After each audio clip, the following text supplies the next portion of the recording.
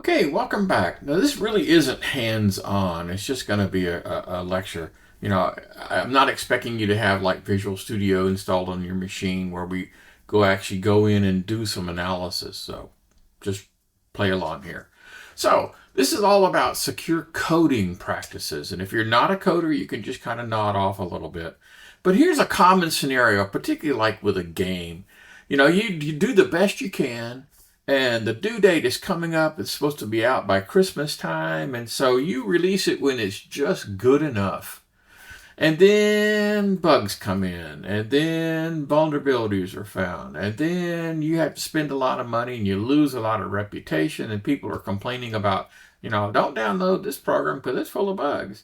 So yeah, rushing out a patch and fixing things after the fact is never a good idea.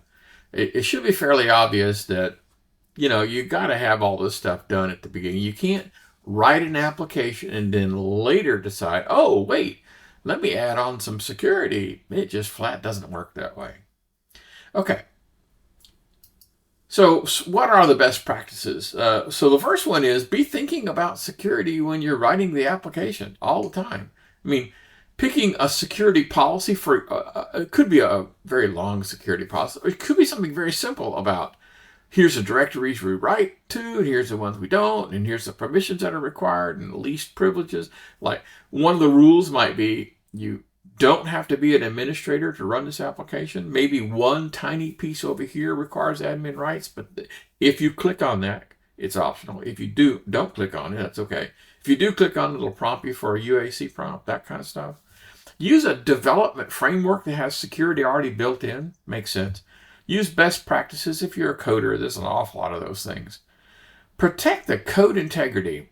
In other words, don't have it out in a public area at your company where other people can sneak stuff in without you knowing about it. If you have like a Git repository, hold it down pretty tight and don't let other people start poking stuff in there, because you may have a malicious person in your company. That could happen.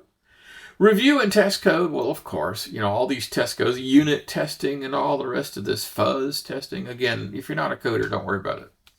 And then be prepared to react to incidents. For example, I'm a developer, and if someone has a bug, all they can do is send me an email.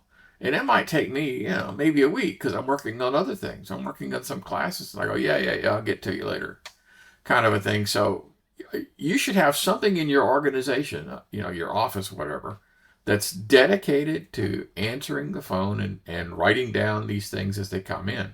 Now, one of the cool features about Android, if you ever wrote an Android app, is the Android store.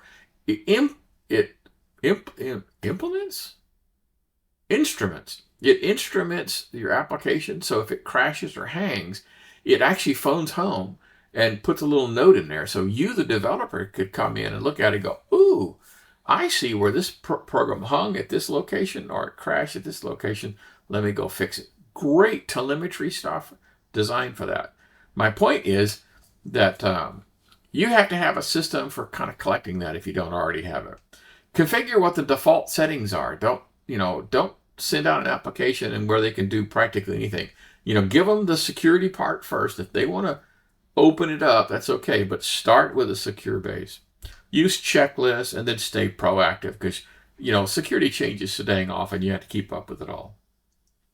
Stages for development.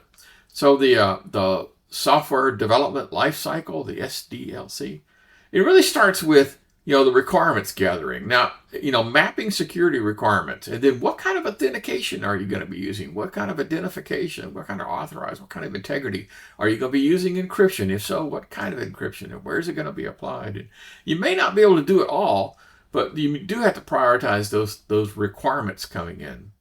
And then in the design, you ought to include threat modeling and secure architectures. I mean, for example, in the Microsoft C++ world, for a long time, you could have string operations, which were really dangerous. And so Microsoft produced another library, a secure strings library. And so you've got to make sure you're using that stuff.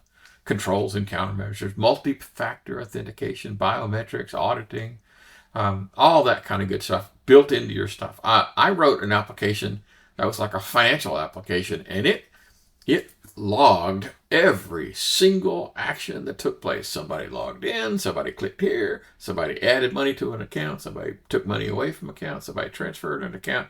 I mean, it was a complete audit trail built into the software, not afterwards. It was built in.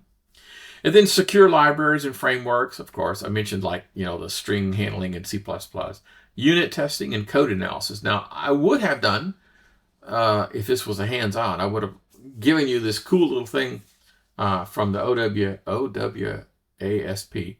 Have this thing called WebGoat, and it's a sample that you pull down and do analysis on, but I'm not assuming you had those tools. And then support. You need to, maybe you ought to hire somebody to beat on your application, like penetration testing. And then you have to have an incident response plan. What do I do when something happens? Okay. So roles and responsibilities. So here's kind of sort of an interesting concept. If you have varying degrees of like pay structure, let's say you have a super duper programmer and you're paying them, $75 an hour. But you have this other guy over here whose responsibility is to check for bugs and for compliance with coding standards. And they make, $15 an hour.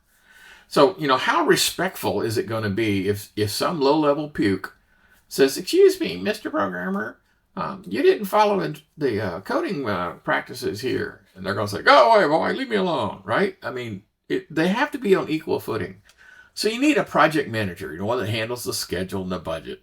Then you have to have, a business analyst that says, what are the use cases? What's the value of the data? Somebody has to tell me what the value is so I can come in and say whether or not I'm going to encrypt it, for example. And then the security manager identifying vulnerabilities, what their risk profile is, et cetera, et cetera. And you have to have that person on equal footing. Otherwise, their warnings are going to go unheeded. System architect, with framework. I basically was a system architect. I wasn't actually the coder. I would write the back end of a system and then just turn it over to the junior guys, and they would write like the web interface and all the rest of the stuff. And then, of course, best practices, et cetera, et cetera. And then if there's any legal requirements. Okay, so one of the coolest parts about the Microsoft's software development lifecycle is that one of the first things that they want you to do is training. In all the others, they start with, identifying requirements. Okay, Microsoft's slightly different. They start with training. You have to be trained in security before you can touch any code whatsoever. I think that's fantastic. Now, there's an awful lot of these static analysis tools. That's just a generic term, SStat. And then dynamic analysis tools. And again, Microsoft Visual Studio has some of this stuff built in. It's just not exactly something we can demo here today. Okay, OWASP, the Open Web Application Security Project, they maintain a list of top 10s. So we're going to go there.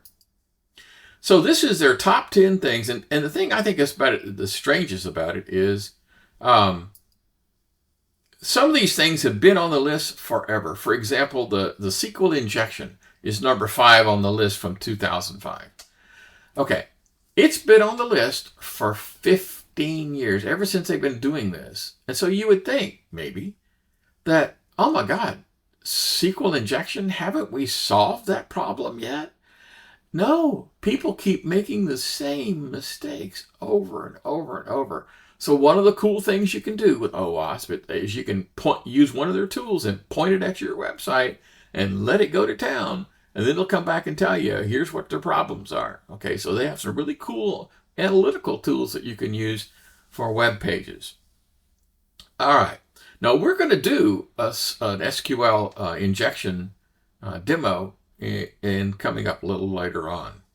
Okay, so that's about it for this particular topic, and I'll see you guys again in the next video.